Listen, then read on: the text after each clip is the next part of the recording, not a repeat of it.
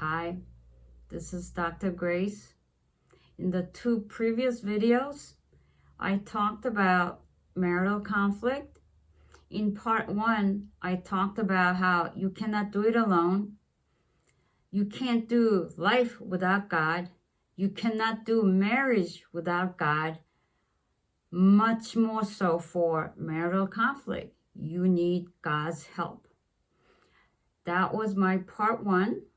Part two, I talked about respect, how we need to have respect for one another, even in the midst of marital conflict. And that goes for both husbands and wives. Today, I want to talk about when you are having marital conflict and all kinds of things are the topic of disagreement. And it can be something he said, something she said, something that was implied, something about how something is supposed to be done. Even like, I thought we were going to go to Chinese today. Well, I didn't say that, but you said. No, I never said we're going to go to Chinese. What did that person mean? I think they want us to blah, blah, blah. No, that's not what they meant. What they meant was this and this and that. So there's a lot of disagreements about something that could be factual or something it could be the way things are done that causes arguments. And if you really think about it, a lot of these are minor things. After the argument is over, after so much of problems, when you look back on it, a lot of times you don't even remember what you argued about, but you remember the emotions. You remember how you were so angry, how you were so upset, and maybe you kicked the door, maybe you screamed, maybe something happened as a result of the angry emotion. So you may not even remember the thing that started it. That's how marital conflict can spiral into emotional outbursts. So the question is, when you are having a disagreement, is it really about right versus wrong? Lots of times, yes, it's about right versus wrong. For example, but I told you to blah, blah. You never told me this and that. Well, we are supposed to do this and that. No, that's not true. So it's really about accurate information versus inaccurate information. And you wonder, is it really about right versus wrong? Maybe not. And sometimes there is a value about cheating with the taxes, cheating in the businesses, maybe cheating in schools, cheating, different things that really has implication for the values, godly values, where there is clearly right and there's wrong, and it's worth arguing.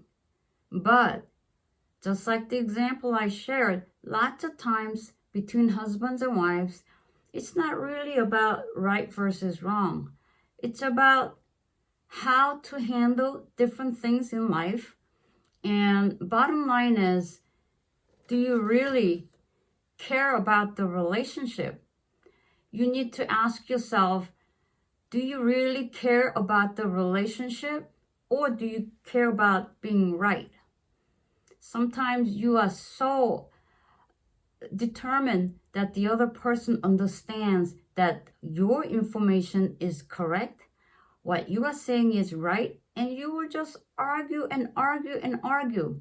And you're getting into a big fight and you're all hurt and upset. And the wisdom of God is relationship is more important. And sometimes there are things, and of course you have to be the judge of it. You have to let go of being right and care more about the relationship. Be restored to the relationship. That is what God wants you to do. So next time when you are having an argument with your spouse, ask yourself, how important is it that I be right? Versus how important is your relationship with your spouse? And hopefully, once you realize You don't have to be right all the time. We all think we have to be right or we are right all the time, but that's not God's perspective. God wants you to care about the other person more. And the relationship is much, much more valuable than being right in this occasion, that occasion, and getting into argument about it. So next time, especially if it's not anything of moral value related, think about giving up being right and care more about the other person and be willing to give up, to let go, and be restored. And be the first to say, I'm sorry that I was angry. I'm sorry I was upset. Not necessarily you are wrong, but be willing to reconcile and be willing to give up being right.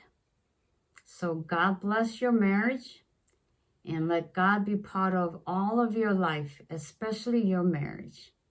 Until next time.